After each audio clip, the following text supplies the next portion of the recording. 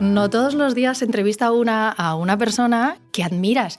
He tenido que reprimirme para no pedirle un autógrafo y en todo caso me he traído un libro que tú vas a explicar después el título y cómo surgió, en el que aparece tu nombre y lo compré cual quinceañera. Ya no hay super pop, pero yo habría forrado las carpetas con frases y gags tuyos. ¿Cómo lo ves? Bienvenido a Conversaciones Valientes. José Castro, ¿qué tal? Muchas gracias, Mónica.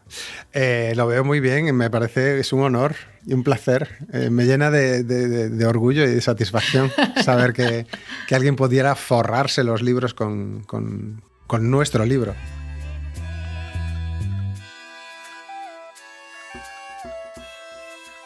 Bueno, el libro es Palabras mayores, 199 recetas infalibles para expresarse bien, y es un título que convengamos que fue un acuerdo con la editorial, concretamente con nuestra editora Sofía Cebo de Larousse, Vox. Y bueno, buscamos un título un poco acorde con los tiempos. Ya sabes que estamos en los tiempos de 10 listas fabulosas que no debes perderte. La 9ª te sorprenderá.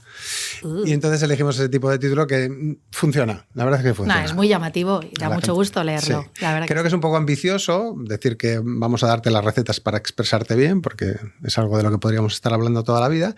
Y palabras mayores es porque nosotros tenemos una especie de colectivo, un grupo de divulgación. Igual que hay bandas de rock, pues nosotros somos una banda de divulgación de lengua. Y además me gustaría comentar el origen, porque el origen también tiene un poco que ver con esto que hablamos y de las conversaciones y de la comunicación. Nos conocíamos de antes los 4 integrantes, pero coincidíamos en un congreso, en el enésimo congreso sobre lengua, en este caso en San Roque, en Cádiz. Y entonces nos encontramos en el bar huyendo de la enésima, insoportable y soporífera charla sobre lengua. Y dijimos, ¿por qué los congresos de lengua tienen que ser tremendamente aburridos? Y entonces decimos, ¿por qué no montamos un grupo? Y de hecho, en un principio nos llamamos Barfilos, como una especie de cultismo de amigos del bar, y luego decidimos, al ver que tenía éxito el proyecto, nos llamamos Palabras Mayores y hemos tenido la suerte de viajar por toda Latinoamérica y Estados Unidos dando clases de lengua y de que la lengua con humor puede entrar y que el humor es un magnífico vehículo mientras no faltes a la precisión, al rigor y a la formalidad. O sea, y eso de Barfilos también imagino que en el momento de esas formaciones, pues bien podían terminar, porque no en una coctelería. Da igual si uno se pide un agua con gas o una mirinda o un cóctel divertido con nombres extraordinarios. Pero... No, terminaban de hecho en una coctelería. El último día, varias de las charlas que dimos, estoy recordando la del San Salvador, una de ellas, cerrábamos un local y ofrecíamos a todos los alumnos un cóctel de autor, porque uno de nosotros, concretamente mi compañero Alberto Gómez Font, es, entre otras cosas, barman. O sea, que Barfilos podría haber sido, pero a mí Palabras Mayores me parece que tiene todo el rollo. Es muy curioso porque yo había leído algo de que os habíais encontrado en una de mis ciudades favoritas, que quien me conoce en verdad, que no sé jugar ni al cinquillo, es una cosa un poco ridícula la mía, a muchos niveles, tú lo sabes, y no me importa hacer broma conmigo, es mi forma favorita de hacer broma, de hecho. A mí me encantaron Las Vegas, pero que me fascinó, que me volvió loca, que es mi lugar favorito en el mundo. Mira que me gusta la cultura, que me gustan los shows, nunca he llorado tanto como viendo el Circo del Sol en Las Vegas de los Beatles, el show que tienen allí. O sea, eso es una cosa, esta gente que tiene todo el dinero y todo el espacio del mundo, era un espectáculo fascinante. Y claro, a mí, imaginarme la escena de 4 expertos en la lengua hablando de poder cambiar el mundo, pues me hace mucha ilusión. Pero hoy yo tengo la ilusión de entrevistarte a ti, que eres mi favorito, quien me conoce bien lo sabe, y admiro mucho tu trabajo. Lo que pasa es que seguro que meto la pata con exactamente dónde y cómo, mejor dicho, cuál es tu forma de estar en el mundo ahora, cuál es tu forma de trabajar, porque los que te seguimos hace algunos años sabemos que siempre has estado pues relacionado con el mundo de la traducción, también con correcciones. ¿Ahora qué podrías decir para que yo no meta la pata? Bueno, ahora soy una especie de responsable de política lingüística y traducción en una plataforma de streaming, y eso además lo compatibilizo porque por suerte trabajo en una empresa que esto lo permite, con mis charlas de divulgación de lengua, con pequeños cursos que doy y conferencias que tienen todos que ver con la comunicación escrita, oral y con la traducción. Pues vamos a empezar a tener conversaciones valientes tú y yo. Vamos Venga. a ver. Tus amigas y amigos, entre los cuales en un huequito chiquitísimo, Sí. me incluyo, lo pasamos mal. Pues yo puedo decirte que yo sí. Cuando te escribimos un WhatsApp y decimos, ay, joder, no quiero meter la pata ahí. Ay, odio esto. Nos pasa. Odio esto. Lo sentimos, te aguantas, porque es que es la precisión absoluta. Nos pasa, te lo hemos dicho. Sí, bueno, el caso más exagerado fue una amiga que me escribe en mayúsculas y me dice, perdona que te escriba todo en mayúsculas, pero es que no encuentro las tildes en el teclado. Y entonces fue como un doble combo. ¿Y eso qué tiene que ver? O sea, porque me dice, porque las mayúsculas no se acentúan. Y yo le dije, siéntate un momento que te voy a decir una cosa. Espérate, que qué te voy a lástima, contar. bebé. Yo estoy contigo, Leyenda hermana. urbana. Yo te entiendo y escribo, y además me pasa esta cosa como de Bridget Jones, que escribo eso y es como, lo voy a poner mal y va a pensar que soy estulta. Pero no pasa nada, no pasa nada. ¿En Él nos quiere así. Nos quiere... A mí me pasa el efecto contrario y me descubro escribiendo mal adrede para que la gente no piense esto. Y es que reconozco que me fastidia un poco cuando la gente me dice, bueno, perdona si cometí algún error en mi mensaje, si yo le meto unas patadas. Yo, por ejemplo, en Twitter, yo te diría que el 90% de los tweets, como lo hago a toda pastilla, va con alguna errata. Pero es que en el fondo me importa un pepino cómo escriba la gente. Yo siempre diferencio entre hablar bien y comunicar bien, algo que perfectamente sabes a qué me refiero, y entre escribir bien y comunicar bien. Puedes escribir y hablar mal, y habría que entrar en la definición de mal, pero comunicar de una manera espectacular. Ajá. Entonces, yo le meto patadas al diccionario constantemente en WhatsApp porque yo no tengo tiempo de andar poniendo ciertas cosas, sobre todo cuando escribo en el móvil. Eso sí, es más, hay gente que me dice, estás en el ordenador, ¿no? Porque yo en el WhatsApp del móvil escribo cualquier Lo que barbaridad. sea, súper rápido, on my way, si hace falta. Como soy profesional de la lengua y mecanografío bien, me cuesta más escribir mal adrede en un ordenador que en el teléfono. Ya me imagino. Bueno, tú sabes que este podcast es un podcast de, aparte de conocerte, si es que todavía hay alguien por ahí de mis seguidores o de la gente bonita que escucha este podcast, muchas gracias por el apoyo. Esto para mí ya lo sabéis que es una aventurilla extra para seguir investigando sobre este fabuloso libro que me está dando muchas satisfacciones porque me atrevo a decir todavía más cosas. Bien lo sabes, se me pasan por la mente y me parece que es un momento de, no de osadía, sino de valentía, poder decir, oye, necesitaba esto, o necesito esto, o me ha pasado esto, o voy a precisar esto otro. Es decir, atrevernos a, de una forma, mira, rigurosa y respetuosa, que antes decías también, a decirle al otro lo que nos sucede.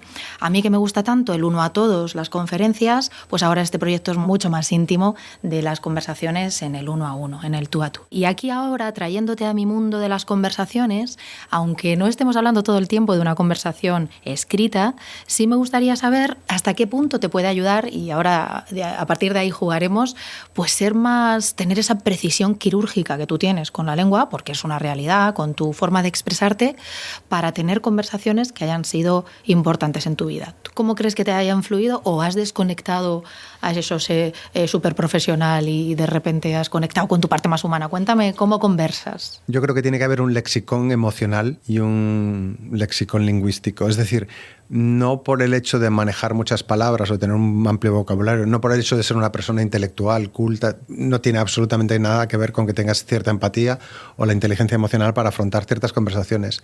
Lo que sí es que te puede ayudar a saber seleccionar las palabras que más definen o que más pueden influir. Yo lo noto incluso, fíjate, hay pequeños detalles a la hora de hablar. Cuando alguien te dice algo y tú no estás tanto escuchando, y aquí podríamos hablar de la cultura española, de cómo nos enfrentamos a las conversaciones en España, repetir 2 veces la negación. No, eso que... No, eso tan español... No, eso que dices no hace falta repetir las cosas. No, yo creo que eso no es así, o no, yo no estoy de acuerdo. Pero ese no parece una tontería, pero estás metiéndole una paladita más de emoción y por lo tanto de intención a la negación. Entonces, sí me gusta que hayas dicho que sea un poco quirúrgico, porque yo sí que examino un poco mi discurso, porque creo que hay que entrar a las conversaciones con ánimo de conversar. Si quieres tener una conversación, siempre presuponiendo el mejor juicio y la mejor intención en tu interlocutor. Si estableces una jerarquía con esa persona y tú vas a darle una lección, o de antemano dices, esta persona está equivocada y se lo voy a recordar, esa conversación no funciona en términos de igualdad. No te vas a exponer a ser vulnerable, no vas a querer serlo, te dará miedo y por lo tanto va a ser más que una escucha, va a ser monólogo con eco, ¿no? Entonces creo que hay que elegir bien las palabras, tanto en la comunicación escrita como en la oral. Pero sí, eso, no repetir. Incluso yo a veces digo, se lo digo también a periodistas y en cursos, y en esto supongo que tú también estás harto de hacerlo, pero hay que tener mucho cuidado con los adjetivos calificativos. No es lo mismo decir que ha habido un notable aumento a que ha habido un drástico. Si dices drástico, estás opinando sobre el aumento. Tú estás dando tu opinión. En una conversación personal en la que hay vulnerabilidad, en la que hay emoción, si tú dices que nunca me has hecho caso, siempre me dices eso, inmediatamente la conversación está yéndose por unos derroteros por los que no debe ir. Otra vez tiene el peso del que hablabas antes. Está yendo por los arcenes en vez de ir por el centro. Entonces, si te vas al maximalismo y te vas a expresiones tan que no dejan lugar a dudas, a un negro y un blanco. Si dices que el daño horrible que me hiciste no me hizo bastante daño, mucho daño, sino horrible, y por lo tanto calificas el daño como algo que te ha causado un perjuicio, es muy difícil volver de ahí. Porque estás básicamente diciendo a la otra persona, me estás agrediendo, has sido tú, el me has agredido, y ahora a ver cómo salimos de aquí. Mira, pero has dicho una cosa que he reparado especialmente en ella, porque creo que es una premisa que nos predispone. De alguna manera decías, joder, al menos a mí me gusta resumirlo con piensa bien y acertarás, porque en lo otro no hay medida. Y entonces tú decías, si hay una diferente jerarquía, si hay un decalaje entre el uno y el otro, pues ya a partir de ahí y de todos esos otros pesos que le pongamos, hay un escalón demasiado grande para conversar. Sí. Y ese escalón no nos deja mirarnos los ojos, aunque a mí, José, ahora te lo he españolizado, me saque una cabeza, pero que nos deje mirarnos a los ojos a la misma altura. No es tan fácil cuando pasa eso. No. Yo creo que de la bondad se puede volver, siempre puedes retraer, pero de la maldad es difícil. Es decir, si tú puedes ser todo lo generoso, y esto se lo digo también, y de nuevo supongo que lo compartimos, un jefe debe ser generoso, precisamente porque ocupa en las conversaciones, a la hora de conversar, a la hora de reprender, a la hora de aconsejar, tiene que recordar que ocupa un puesto en un escalafón. Si tú eres mi jefe, todo lo que me digas yo te voy a tener que decir que sí, aunque no esté de acuerdo. Ojalá en las empresas hubiese más intercambio de feedback, pero por eso tienes que ser especialmente generoso, porque no te van a poder rechistar y tienes que saber leer mejor los silencios. Si estás hablando con una persona en la que hay una relación de dependencia, tienes que ser muy empático para saber lo que no te va a poder decir. Si yo soy tu jefe y te digo, esto que has hecho está mal, tengo que intentar ver lo que tú no me vas a querer decir o darte un espacio para que lo seas. Dime sinceramente, ¿crees que estoy equivocado? ¿Qué opinas de lo que te acabo de decir? ¿Cómo te sientes al respecto? Es decir, que haya pregunta para que el otro también... Claro, si no preguntas, es más, esto es un consejo general que diría, pregunta en tus conversaciones difíciles, en las conversaciones valientes, pregunta a la otra persona. Y además creo que también es muy importante, y esto forma incluso parte de los manuales de estilo del servicio al cliente. No temas ser generoso, entiendo cómo te sientes, o siento que te sientas así. Eso no significa te doy la razón. O sea, tú te estás sintiendo así y yo puedo empatizar como persona porque tú te sientas mal. Eso no significa que yo te esté dando la razón. Total, me hago cargo de que te sientes así y ya está. Es la famosa letra y el espíritu. Mira, me puedo haber equivocado en la letra o me puedo haber equivocado en el espíritu, pero ambas cosas van separadas. Entonces, empatizar con eso, de esa generosidad siempre se puede volver, porque todos podemos volvernos malos, negativos, duros, reacios en un segundo. Pero no es fácil ir en el otro sentido. Entonces, empieza siempre, como decías tú perfectamente, presuponiendo buena voluntad, buen juicio, porque si no, empieza envenenado el diálogo. Y entonces a ti sí te molesta si alguien te increpa, sabiendo tú las normas que sabes, por supuesto como experto, pero luego también como un partener maravilloso y un conversador estupendo que eres, si alguien utiliza esas tácticas, conscientes o no. Yo el otro día, como mi madre no escucha el podcast, voy a decir que hubo una cosa muy graciosa de mamá, esto que estás haciendo es pasivo-agresivo. Pasivo-agresivo. Y mi madre, yo no soy eso que tú dices, pero que sepas que lo que me has hecho sentir, digo, bueno, mamá, mira, pasivo-agresivo significa... De manual. Vaya, pero claro, ella lo hace inconscientemente. La forma muchas de las veces de la palanca que tiene para hacernos sentir a los hijos en un momento determinado porque ella se ofusca, lo que sea que necesite una mujer maravillosa de 80 tacos sentir, pues lo hace desde un contexto que yo sí entiendo que es eso, pero no lo sabes. ¿A dónde voy? Para las personas que nos escuchan, aunque te esté contando a ti una obviedad para ti, pues que incluso caemos en ese formato, ¿no? Desde la inconsciencia de decirte, Y cuando tú lo pillas, ¿qué haces? ¿Qué pasa cuando alguien te pide, tiene una conversación valiente contigo? Porque a mí me consta que tú también eres jefe en un proyecto muy interesante, muy chulo, que has tenido a bien enseñarme. Y, joroba, habrá momentos en los que alguien tenga que solicitarte, que preguntarte, y no siempre lo utilizarán de la mejor manera, porque no tienen incluso quizá ese mimo por la lengua que tú tienes. ¿Cómo se siente? Pues siempre adoptando una posición de vulnerabilidad, intentando entender que aún en su error, o en lo que yo considero que es un error, hay un contexto. Entonces, el contexto es, para mí, y en estos últimos años trabajando en esta empresa, para mí es una palabra que sale constantemente de mi boca. ¿Cuál es el contexto? O sea, hay una tendencia, sobre todo en nuestra cultura, a si algo está mal, ¿quién es el responsable? ¿A quién hay que cortar la cabeza? Cuando lo que deberíamos hacer es ¿qué contexto tuvo esta persona? Presuponiendo que nadie hace... Y esta es una frase que me gustaría que recuerden todos los oyentes. Nadie hace mal su trabajo adrede. Si lo ha hecho así, pues, vamos a ver, excepcionalmente puedes encontrarte una mala persona. Sí, sí. Pero no puedes... Cafre que de verdad quiera reventar algo, pero no es Pero cuidado porque incluso esto te va a hacer vivir una vida más serena. O sea, yo no pito en el tráfico, no me molesto porque pienso, si lo ha hecho, aunque lo haya hecho mal, lo ha hecho por un motivo. Incluso ha tenido un mal día. Igual que yo lo hice el otro día, hice una maniobra mala y me pitaron, pero tengo un contexto. El que tú le digas, me cago en tu padre, no va a resolver absolutamente nada. Es más, puede que lo incremente más. Entonces, creo que hay que intentar pensar eso, que la persona tiene un contexto. Entonces, ¿cuál es el contexto que te llevó a hacer esto? Y si entiendes su contexto, vas a poder solucionarlo, vas a poder decir, vale, pues esto no lo vuelvas a hacer de esta manera. También creo que a la hora de dar feedback a una persona, o hablando en plata, al darle tu opinión sobre algo que tú crees que ha hecho mal, creo que también hay maneras de dar opiniones con una inteligencia emocional más aplicada. Es decir, no sirve de nada que tú me digas, esto lo has hecho mal, no me gusta, ¿no? Sino hay que aplicar, desde mi punto de vista, 3 pilares. Empieza a, sigue haciendo esto y deja de hacer esto. Es decir, que la opinión que tú le das sea, voy a utilizar un anglicismo, accionable. Es decir, puedo hacer algo con ella. Que no salga de esa conversación valiente en la que tú le estás diciendo que algo lo he hecho mal, con la sensación de lo he hecho mal. No, mucho más sí, práctico, porque claro. Además es como, ¿y qué es hacerlo bien? Claro. O sea, ¿qué tengo que hacer con esta cosa que me están diciendo? Incluso aprovecha, si tienes que decirle a alguien algo desagradable, algo duro, tienes que tener una conversación valiente por lo que sea, antes de tener esa conversación piensa, ¿tengo algo bueno también que decirle a esta persona? Voy a aprovechar, ya que va a ser una conversación dura y va a ser una conversación vulnerable, va a haber emociones. Espera, déjame que... pues a lo mejor tengo también que decirle que me gusta mucho cómo hace esto. O quiero que se vaya de esa reunión con la sensación de solo hemos hablado para que me diga lo que está mal, que esto es algo muy español, solo decimos las cosas cuando están mal. Eso es. Cuando lo importante es que el 90% de las veces que tengamos estas conversaciones es para decir lo bien que está. Me decía una vez una jefa de cierta empresa muy conocida, me decía, bueno, es que yo presupongo que el trabajo tiene que estar bien hecho. Ya, pero es que la vida no funciona así. O sea, una mano en una pierna, una mano en un brazo. Oye, me ha encantado lo que has hecho hoy. Eso. Felicidades, tap.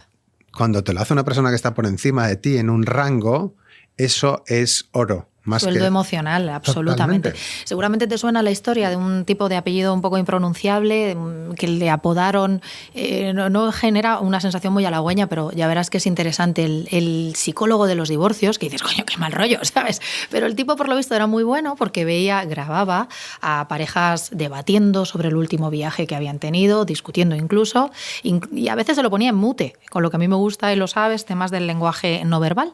Y se le llama el psicólogo de los divorcios porque es verdad que era capaz de prever qué matrimonios iban a perdurar y cuáles no. ¿Ah, sí? Y el tío acertaba ¿Hace muchas prácticas mucho. en el IKEA? Está allí viendo a ver quién discute por los muebles. Por lo visto, el tipo, una de las cosas que dice, tú sabes que es creo que es súper español, ahora me corregirás, pero una de cal y una de arena es una cosa que decimos mucho aquí. No sé si hay americanismo de esto, ¿no? No me suena. No me consta. Yo creo que es muy español. Nos pueden corregir los que nos escuchen si quieren darnos feedback, que justo este podcast para darnos feedback estamos preparadísimos para que nos digáis cosas bonitas y aprender, y no tan bonitas y aprender mucho más. Pero este tipo decía que no era una cosa buena y una mala, sino que somos todos tan sentidos, te voy a decir yo ahora, jugando al lenguaje, que necesitábamos no una con una de cal y una de arena, que nunca he sabido cuál es la buena, por cierto, sino 5 a 1. 5-1. Sí. O sea, así estamos muchas de las veces de tocaditos, y esta cosa de llegas tarde o tal, o si alguien te da ese feedback no tan concreto que yo pueda hacer algo con él, que tú decías accionable, pues es que nos ataca en la línea de flotación y nos sentimos mal en todo lo demás. O sea, como me ha dicho que he hecho esto mal del trabajo, que mal profesional soy en todo lo demás. Claro. Hombre, yo creo que no siempre será ese caso, ¿verdad? Como admires además a esa persona, o sea, tengas un poco de respeto por esa persona que está por encima, es una puñalada que te atraviesa. Fíjate, yo te diré un truco emocional que tengo, y es que cuando yo siento que tengo uno de esos días que estoy cruzado, que las conversaciones que vaya a tener van a estar muy influidas por mi carácter, hago lo imposible por ser exquisitamente amable con la gente en las interacciones más triviales. O sea, voy por la calle y si voy a beber un café, oye, por favor, muchísimas gracias, oh, qué rico está. Incluso falseando y exagerándolo, porque es una especie de entrenamiento para decir, todos sabemos, fíjate hasta qué punto somos de vulnerables, que tú te levantas por la mañana, tomas un café antes de subir a la oficina y esa persona te dice, ¿qué tal? Encanta, ¿cómo estás? Bueno, que tengas buen día, y tu día se ha cambiado por completo y es una persona, una camarera, un camarero que no tiene nada que ver con tu trabajo, con tu vida, con tu familia, pero esa interacción ha hecho que tu día empiece de otra manera. Entonces, creo que también podemos causar eso, y es una reciprocidad. De hecho, en todos los manuales que hay sobre cómo ser feliz, hay esa cosa de que tienes que también procurar, una de las claves es hacer el bien a alguien, hacerle un favor a alguien. Y a mí me funciona. Llego, de repente es como una especie de ansiolítico natural. Bueno, es que yo, o sea, no voy a contar dónde estamos porque no se puede, por una cuestión de proteger, pero lo acabo de ver. O sea, todo el mundo en la oficina te saluda sonriendo. Esto no era la empresa grande, gigante, que yo no puedo pronunciar. Esto es la aldea del Arce, señoras y señores. O sea, esta gente está todo el rato sonriendo. No se hacen ustedes una idea de qué plataforma les hablo, pero les digo que es una que ustedes tienen en casa contratada con total seguridad. Dicho lo cual, me voy a ir metiendo en esta otra cosa del bilingüismo. Oye, ¿cuántos idiomas hablas? Mal, muchos, no. No, yo no me considero bilingüe en ningún idioma. Aunque luego me encuentro con gente que habla peor otros idiomas y se considera bilingüe. Quizás porque como soy lingüista soy muy exigente. Te lo concedo yo. A ver, vale. Dime cuáles controlas muy, muy bien. Yo hablo inglés y gallego y castellano. Ok. Y me defiendo con portugués, me defiendo con italiano. Me imagino. Hijo, qué alegría, qué alegría. Pero claro, ahora viene otro tema. Y además, hasta te voy a preguntar, y como no se dicen nombres, esto es todo más blanco y más cookie, este podcast es una cosa, no se me va a viralizar nunca en la vida, porque uno no da carnaca. Entonces yo te preguntaré por si has tenido parejas o compañeros y compañeras de trabajo. Esto último me consta porque he visto algunos de otras nacionalidades, porque lo acaban de ver estos ojos miopes. Y entonces voy a conversaciones con alguien que no sea tu idioma natal. Tú además decías que no eras bilingüe. Hombre, yo sé que eres coruñés, o sea que el bilingüismo gallego-español lo tengo clarísimo, pero además me consta que has traducido, pues, para algunos de nosotros, obras de arte, y no me daré carrete, pero si seguís a Xosé lo vais a averiguar y vais a poder ver su histórico. Entonces, conversación en un segundo idioma o tercer idioma, o como tú me quieras decir, en otro idioma no natal, con otra persona. Y esos saltos, cuéntame eso, anda, deleítame ahí. Eso es maravilloso. Para los que nos gusta la lengua y la sociolingüística es fabuloso ver cómo cambiamos. Yo soy otra persona en inglés, entonces me atrevo a decir cosas, me atrevo a entrar en contextos donde no entraría en español o no entraría de la misma manera. ¿Eres otra persona? ¿Piensas distinto? Sí. Cuéntanos esto. Sí, porque los idiomas son vehículos. Yo tengo otro talante cuando hablo en inglés. Supongo que tus oyentes, que son muy listos, y tú más, habrán oído hablar de las culturas de alto contexto y de bajo contexto. Entonces, las culturas para quien no lo sepa, las culturas de bajo contexto son aquellas en las que la conversación no necesita de un contexto adicional. Lo que sale de la boca se dice y no hay que interpretar nada entre líneas. Por explicarlo de una manera un poco simplona, y que me perdonen los grandes lingüistas, podéis encontrar muchísima información en Internet y entrada directa en la Wikipedia. Las de alto contexto, por el contrario, son culturas en las que las conversaciones, tú llegas a la conversación con un montón de contexto adicional que te rodea y que marca por completo el mensaje. Lo vamos a entender perfectamente si te digo que la cultura de más alto contexto es Japón, donde lo que dices es prácticamente un 5% de lo que pasa en la conversación, ¿no? Hay un montón de cuestiones que tienen que ver con la edad, la jerarquía, el contexto, el sexo, el género, 1000 cosas. Por lo tanto, por eso mucha gente tiene que hacer cursos especiales para hacer negocios con japoneses. Por debajo de Japón, en altísimo contexto, estarían otros países asiáticos, países musulmanes en general, nos iríamos también hacia África, Latinoamérica, y España más bien cae del lado del bajo contexto, pero no está en el extremo, donde estarían Países Bajos, Estados Unidos, países nórdicos, que son países donde te dicen no me gusta cómo has hecho esto y no pasa nada, no se entiende como un ataque personal, o no me gusta esa película, o no voy a ir a tu cena. Si tú le dices a un mexicano no voy a ir a tu cena, se pone a llorar. O sea, yo tengo intimísimos amigos en México y yo siempre les digo, me tengo que traducir, porque ellos dicen, como me dicen a mí siempre, es que en España ustedes hablan golpeado. Entonces, les llama mucho la atención nuestro no y nuestro qué. Porque somos muy directos. Claro, tú te das cuenta que en muchos países de Latinoamérica la gente no dice no. Nunca. La palabra no, el término no, es no. Entonces tú entras en un bar en, yo qué sé, Perú, en México. ¿Tiene café? Ay, se lo estaría debiendo. Por no decirte no, lo siento. Incluso hasta el punto de que se cambia el registro y yo qué sé, recuerdo en México también, pero no solo México, en Centroamérica, se acercó alguien a la mesa a ofrecernos algo y la gente le dijo gracias. Y para mí gracias es sí. Gracias, sí, adelante. No, es no, pero no diciendo no se dice lo siguiente que es gracias. ¿Con esto qué quiero decir? Que cuando yo hablo en inglés pertenezco a una cultura inmediatamente, me paso a una cultura de más alto contexto. Soy más asertivo, me preocupo muchísimo menos por hacer perífrasis. No te digo, bueno, a ver, yo estaba pensando que a lo mejor, mira, si creo que podríamos, sino que te digo, quiero que hagamos esto. Y no porque te falte vocabulario en inglés, no, porque de verdad se puede hablar de una forma más directa. Es totalmente distinto. A la hora, se nota quizás incluso más a la hora de escribir, pero no le das tantas vueltas a la cosa. De hecho, esto que estoy diciendo, en España, por ejemplo, si yo siempre bromeo con que podemos estar varios minutos hablando sin decir nada gracias a los marcadores de discurso, ¿no? El buen hombre, a ver, sí, ya te digo que, a ver... No, claro, que bueno, si yo te contara... Además, de verdad, ¿no? Si es que, vamos, ruidos, ¿no? ¿Qué es lo que hacemos cuando escuchamos? Porque un español y un hispanohablante en general es incapaz de oír en silencio. ¿Vale? Tú lo estás haciendo aquí porque eres muy consciente de que hay un micro. Pero si esta conversación entre nosotros no tuviese micro, tú como mínimo estarías haciendo...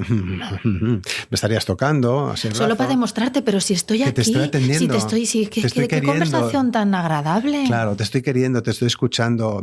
Empatizo con lo que movería la cabeza. Lo notas, yo en ambientes internacionales detecto. Antes de entrar, como se dice en inglés, yo leo la sala, ¿no?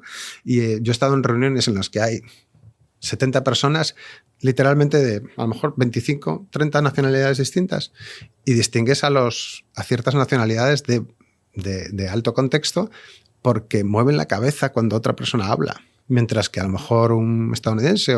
No significa que ellos no muevan la cabeza, a ver, que no se entienda mal, no quiero simplificarlo, pero hay un lenguaje no verbal que se transmite en yo te estoy oyendo, te estoy atendiendo, además apoyo lo que estás diciendo. Yo puedo saber quién va a votar por esa idea solo viendo el lenguaje en esa sala. Está siendo muy gracioso porque yo todavía no grabo los podcasts, es una cuestión de buscamos alguien que quiera invertir en este podcast. En vídeo, ¿no? Que no los grabas en vídeo. Total, no los grabo en vídeo, por supuesto. Se está grabando este audio que me va a deleitar después, y mientras va contando esta cosa de asentir, voy yo generando... Tú mueves la cabecita. Pero todo el tiempo como un perrillo de esos chicos de los juguete de la parte de atrás del coche. Eso es. Pues eso yo creo que es la diferencia, que cuando hablas, también es cierto que a veces los idiomas los aprendes en un contexto. En mi caso yo los aprendí con cierta gente, en cierto contexto, en cierto país. Concretamente mi inglés es inglés americano. Entonces te adaptas un poco a la cultura de ese país. Entonces yo soy una persona distinta. Es curioso porque varios amigos estadounidenses, cuando empezaron a oírme hablar en español, me llamaban en inglés the quiet man, como el hombre tranquilo, porque yo soy más tranquilo hablando. También es cierto que como no domino con la misma precisión quirúrgica que tú decías antes la lengua que no es materna, en este caso el inglés, tengo que medir un poco más mis intervenciones, me tengo que pensar más. Entonces puede que parezca que estoy reflexionando cuando en realidad estoy pensando cómo lo voy a decir. Entonces puedo parecer más reflexivo, más tranquilo, que en realidad por dentro estoy ebulliendo, ¿no? Y en castellano daríamos un montón de explicación y yo en inglés acabo diciendo algo como not really, ¿no? Realmente no, pero... ¿Cómo se llama esta? ¿Cómo es el personaje de Modern Family? Sofía Vergara. Sofía Vergara. Yo Divina. Soy, como dice, no sabes lo inteligente que soy, lo lista que soy yo en mi idioma, claro. Pues esto yo creo que es algo que, por cierto, aprovechando, porque como todo el mundo, como decía no quiero mentir, pero yo no sé si lo llegó a decir Lorca. Decía que la definición de español es una persona que se pasa toda su vida intentando aprender inglés. Quizás Lorca no lo haya dicho, lo haya dicho Julio Camba, pero para todo el mundo que esté luchando con el inglés, que no se preocupe. Yo lo amo profundamente. No, esto no lo sabes de mí, pero yo lo adoro. O sea, es que para mí es súper importante. Lo que pasa es que ¿Adoras el inglés? Sí, pero soy friquísima. ¿Hablas inglés? Es que I do. Sí. Vaya. Claro, luego en mi contexto, en mi día a día, salvo cuando una gran compañía, pues me acuerdo ahora de Diageo porque yo sí las puedo pronunciar. Pues me contratan un método Bravo, que además funcionan las letras tal cual Bravo. he jugado. Claro, pongo yo menos. Funcionan las iniciales. Sí, funciona. Lo que pasa es que, bueno, pues beginning en vez de bienvenida, por generar la parte de la B, y ovation y ovación es claro, al ser las dos que vienen del latín, pues es más fácil, ¿verdad? ¿Impartes las clases en inglés? Muy pocas, por una cuestión que yo te voy a decir. Primero, yo no soy bilingüe y no estoy todo el tiempo rodeada vamos, no estoy usando el idioma todo el tiempo. Ya. Y además es que yo hablo en público sobre cómo hablar en público. Entonces no me quiero quedar and that was the moment exactly that I was thinking that. No puedo yo hacer esto. Es una cosa and the thing. Mira, eso me duele hasta a mí. O sea que igual tengo un poquitín de nivel más o un poco de nivel más, pero sí tengo mucho pudor de pensar que... Mira, ¿sabes dónde digo que sí? Sin pudor, y lo voy a contar aquí, que luego dicen que en el podcast, por honrar a los de que tengo enfrente, me tiro por tierra. No, joroba. He dado clases en inglés, pero me gusta mucho más cuando todos los demás son del resto del mundo. Claro, cuando hay franceses, italianos, alemanes, y luego los british son muy majos y me dicen, oh, what a beautiful accent, ¿no? Y bueno, me lo dirán de una manera que a ti seguro que te saldría todavía más posh, con más mimo el acento, pero me siento mucho más cómoda si ellos no son nativos, si no son anglos, me doy yo más permiso a decir, what is this word? Let me think about it. Me está recordando, perdóname, porque hace poco tuve una reunión y decíamos, bueno, aquí todos hablamos inglés menos estos, que era un grupo de británicos. Todos los demás nos entendíamos tan bien. Todos los errores que cometes en español son los mismos que cometen los franceses, los italianos. Bueno, los de lenguas romances, por supuesto, con lo cual te entienden perfectamente, y los ingleses arqueaban la ceja. Con lo cual digo, pero si este globish, este inglés así de andar por casa es lo mejor, nos entendemos de maravilla. Entonces en las conversaciones sí notas que por lo menos al tener que hacer el esfuerzo en un segundo idioma accedes a una parte de tu personalidad algo más reflexiva, algo más tranquila. Sí. Pero en la particularidad del vocabulario, ¿dirías que para la conversación es de verdad tan preciso? ¿Importa tanto la palabra? No, sobre todo una cosa que nos importa mucho aquí es el acento, que esto nos debemos olvidar de eso, por supuesto. Puedes tener acento toda tu vida hablando inglés. Yo conozco gente súper fluida. Una cosa es ser fluido, otra cosa es tener acento. Pero, bueno, en todos los idiomas siempre importa el vocabulario, pero tampoco hay que tener la palabra precisa todo el rato. Entonces, toda persona un poco empática sabrá que cuando hablas una lengua que no es la tuya no vas a tener ese nivel de precisión, y si eres una persona medianamente normal con dos dedos de frente, pues empatizarás con eso. Igual que tú te sientes un poco fuera de tu espacio cuando hablas un idioma que no dominas. Entonces yo creo que no hay que obsesionarse demasiado e intentar... También el lenguaje verbal es muy importante. El lenguaje no verbal. Perdón, el lenguaje no verbal. Es decir, el lenguaje no verbal cuando no hablas un idioma creo que también puede ayudarte. Generalmente por nervios a veces solemos exacerbarlo, entonces hay gente como que intenta... Bueno, mi madre le gritaba a un novio mío, me duró el pobrecito mío muy poquito, yo creo que porque pensaba que en casa le gritaban mucho, que si quieres cocido, chiquillo. Ya. Y yo, mamá, si es que el pobre es irlandés, no es sordo. Duró muy poco. Era muy joven yo y duró muy poco. Sí, me encanta esta cosa cuando ves así por la calle a alguien ayudando a los extranjeros. Entonces te lo voy a gritar más alto porque en el español más gritado me lo vas a entender. Que no es por ahí. Que me da mucha ternura. El caso es que al final lo entienden, así que no estará tan lejos el tema. Intimidados, pero lo entienden. Coaccionados, ¿verdad? Y bueno, pues ya no iré por este lugar. Déjame preguntarte, a lo largo de los años, claves que tú veas que te han cambiado en tu forma de comunicar, me refiero a la conversación, que antes no te atrevías y ahora sí, que antes te costaba mucho, o al revés, que antes tenías esa frescura y más tablas que un barco pirata y ahora dices, ¿será posible que estoy involucionando en esto? Yo hay alguna cosa, por ejemplo, me he vuelto una impúdica. Yo era una cosa de, ay, que no se me vea, y yo con los años, me da igual, te quiero decir, no voy a ir enseñándole un seno a alguien por la carretera, pero es una cosa que me da exactamente igual. Y en las conversaciones, pues también te atreves. Supongo que de verdad, pues los 40 52 que hago en apenas unos días, 7 días, muchas gracias, pues ahí los llevo y me van dando pues esa calma de, mira, no es para tanto, corazón, no es para tanto, relájate, nada está en peligro, todo bien. ¿Qué te ha pasado a ti a lo largo de los años con esas conversaciones? Yo he aprendido a lo largo de los años y de terapia. Dinero bien gastado. Sí, hombre, el dinero mejor gastado. Es una pena porque a veces hablamos con mucha libertad de la terapia y digo, ¿quién se la pueda permitir? Porque este es un problema en este país. Total. Sí, en este país el principal consumidor de ansiolíticos del mundo, que en este momento, no creo no mentir con el dato, lo leí recientemente varias veces, pero la psicología no está integrada en la seguridad social como debiera, me refiero con la frecuencia que debiera. Yo he descubierto algo que ahora por fin... Te voy a decir 3 cosas muy curiosas. Un cámara de televisión española, Cicerón y Schopenhauer. El cámara a ver, ojo, atención cuidado, a la triangulación. Ojito. El cámara de televisión española me dijo una cosa que me dio ganas de abofetearle la primera vez que me vinieron a grabar para un programa de televisión y me dijo, olvídate de la cámara. Y entonces este señor, al lado de una especie de R2P2 del tamaño de un armario ropero, que eran las antiguas cámaras de televisión, no esas camaritas que usan ahora de Chichinabo, me decía que me olvidase de aquello, donde además yo me veía distorsionado y reflejado, ¿no? Sí, olvídate de este cacharro con el que te voy a grabar y que tiene una luz roja arriba. Qué fácil es decirlo, pero lo cierto es que en su bruta sinceridad lo que decía era cierto. Tienes que olvidarte de la cámara e intentar ser tú. Yo me canso de decir, y supongo que tú también en las charlas, mejor van a ser cuanto más seas tú. Y esto es facilísimo de decir y no tan fácil de hacer, ¿no? Entronco con Schopenhauer y con Cicerón porque tenían 2 cuestiones en común. Lo decía Schopenhauer en su Dialéctica Erística y también en Cicerón, y es que generalmente, sobre todo cuando discutes con alguien en un entorno público, y esto habría que hacer una diferenciación entre conversaciones valientes privadas entre 2 y conversaciones entre 2 en un debate o con público. Porque a todos nos pasa lo mismo. Cuando tú ves una discusión, te pones sin saber qué está pasando, hay una riña en la calle y te pones del parte del herido, de la víctima, del que está sufriendo, y a lo mejor es la persona culpable de algo. Pero nosotros siempre nos ponemos de parte de la víctima. Por eso Schopenhauer, que era muy zorro, decía, victimízate, pero utilízalo bien. Entonces también hay que saber cuándo estamos siendo observados. Y he descubierto que a veces asumir la vulnerabilidad, de ahí puedo volver. He descubierto que, como tú decías, la falta de pudor, la falta de miedo a abrirte en canal, hace que entren las neuronas espejo. Cuando alguien va a ver a un ponente hablar encima de un escenario y ese ponente descubre sus debilidades, me siento mal, pues hoy he comido, les dice cosas con las que todo el mundo puede empatizar y que además sienten que son tan humanas, inmediatamente toda la habitación se relaja. Y en una conversación entre 2, si yo le digo, me estoy sintiendo fatal con esto que estoy diciendo, me siento fatal por tener que tener esta conversación, o me siento muy mal de antemano, que lo sepas, vengo súper afectado para decirte esto. Creo que ahí puedes apelar a la generosidad, aunque en la otra parte haya un enfrentamiento directo.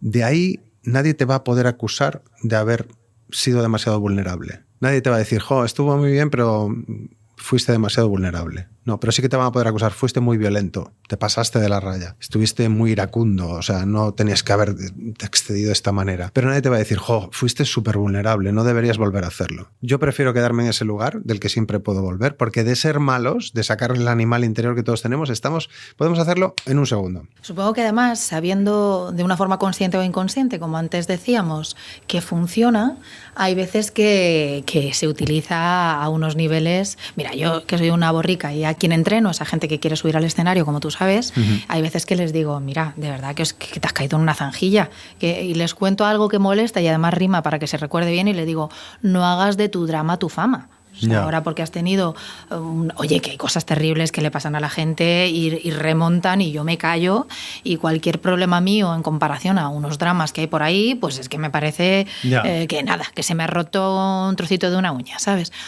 Pero de ahí a apalancarse en esa emoción y que eso sea la única forma de contar un mensaje, bueno, yo creo que habrá que cuidarlo, habrá que tener cuidado de no apalancarse en eso para promover ese... No, claro. Yo hablo de cosas más cosméticas, o sea, de que un momento que cuentes un momento tu sensación en el momento. Te hablo incluso de, por ejemplo, caso real. Yo daba una charla después de comer, iba con una camisa blanca y me tiraron, el camarero me tiró el café por encima. ¿Caliente? Sí, encima de la camisa blanca. No podría haber ido al baño a lavarme, pues fui, pero tenía que entrar a la charla y les dije, antes de nada, señores, acabo de comer el camarero, porque todo el mundo me estaba tirando. Si yo pretendo esquivar eso y se me ocurre la idea de dar una charla pensando que la gente no va a tener en cuenta ese manchurrón. Era imposible, todo el mundo pues mirándolo. Eso lo aplico a las manchas en la cabeza y a las manchas en el corazón. Yo creo que hay que decir, me siento mal, pero que eso no domine la narrativa. Absolutamente. No el drama. Sí, tú que hablabas de algunos cultismos, déjame ponerte el ejemplo de que patético viene de pazos y de sufrimiento y que solamente apalancarse en eso es una pena. Pero vamos, ha quedado súper bien y lo de la mancha en el corazón te ha quedado muy romántico, vaya yo a decir ninguna tontería después. Oye, para no robarte infinito tiempo, a mí me parece que las conversaciones pendientes se pueden volver conversaciones valientes, si uno tiene el contexto. ¿Tienes conversaciones pendientes? No. Lo has dicho súper rápido. Sí. Estaba muy preparado para esa pregunta, aunque no sabía que me la ibas a hacer. Pero es una de las partes de la terapia y de haber ido a terapia en su momento, puntualmente. Yo he ido a terapia como quien va al taller. No he estado en terapia muchísimo tiempo, pero he ido a solucionar problemas. Creo que a todo el mundo nos viene muy bien. Y estoy muy agradecido a mis terapeutas. Y quizás por ser de familia disfuncional, muy disfuncional, tenía conversaciones pendientes. Y siempre soy, por ejemplo, muy interesado en toda la parte del Holocausto. Yo, curiosamente y genéticamente, soy judío askenazi, hasta el punto de que puedo pedir la nacionalidad israelí. Sí, es una cosa curiosa que hemos descubierto con razón. Ahora lo pienso, todas mis abuelas y mi madre eran rubias de ojos azules. Entonces, una de las cosas que me llama la atención son las historias del Holocausto, y muchas de las historias del Holocausto son niños que fueron separados. Y fíjate, lo que les atormentaba a estos ancianos supervivientes es que la última palabra que le dijeron a un hermano en un tren fue: vete a la mierda, no te quiero, porque eran niños y estaban enfadados, y ese tren los separó y nunca más volvió a ver a su hermano. Esas historias, que hay varias entre los supervivientes del Holocausto, a mí siempre me han parecido conversaciones pendientes. Yo tenía varias con mis padres, con mi padre y con mi madre en su momento, y fueron tan terapéuticas, a pesar de que no surtieron el efecto que yo buscaba, que decidí que no iba a dejar de decirle te quiero y las cosas que necesitaba decirle a la gente que me rodea. Tengo una amiga que es forense y es la gran es la gran defensora del carpe diem. Bromeando, ella dice: yo soy más de carpe minutem. O sea, si yo me despierto por las mañanas, me miro en el espejo, tengo todas mis extremidades pegadas a mi cuerpo y vivo, digo, toma, otro día más, ¿vale? Entonces no voy a... Entonces yo en el año 2012 tuve una depresión en la que planeé mi muerte, muy conscientemente, y aparte me producía un enorme alivio, que es una confusión muy habitual entre la gente cuando habla del suicidio. Planear el suicidio es algo que puede ser muy ansiolítico y muy aliviador, porque vas a terminar con un sufrimiento. Entonces me di cuenta de que no debía dejar ninguna conversación pendiente, todo lo que tengo que decir. Por eso yo siempre digo algo, en mi caso, esto no digo que sea recomendable para todo el mundo, pero yo no tengo ningún tema tabú. Si tú me quieres preguntar por algo, prepárate, porque te voy a responder. Me da igual lo que sea. Pero sobre todo, yo creo que lo más importante es que a veces me acuerdo y digo, ¿le he dicho te quiero a esta persona esta semana? Voy a llamar y se lo voy a decir, porque no quiero que me quede nada pendiente. Por supuesto, una conversación mucho más profunda sobre por qué lo quiero, por qué quiero a esa persona, también lo quiero tener. Y es más, animo a todo el mundo a que tenga estas conversaciones y que entrene ese músculo. Coge a un amigo, coge una amiga y dile, ¿por qué me quieres? ¿O por qué soy tu amigo? Y siempre el nervio te soltarán las típicas cosas. ¿Qué te pasa? Sí, Vamos a ver. ¿Estás bien? ¿Por qué me estás preguntando eso? Pero después de soltarte las 4 cosas obvias, porque aparte, y lo entiendo, porque me caes bien, deja que suelte todo eso y luego que siga. Y de ahí salen...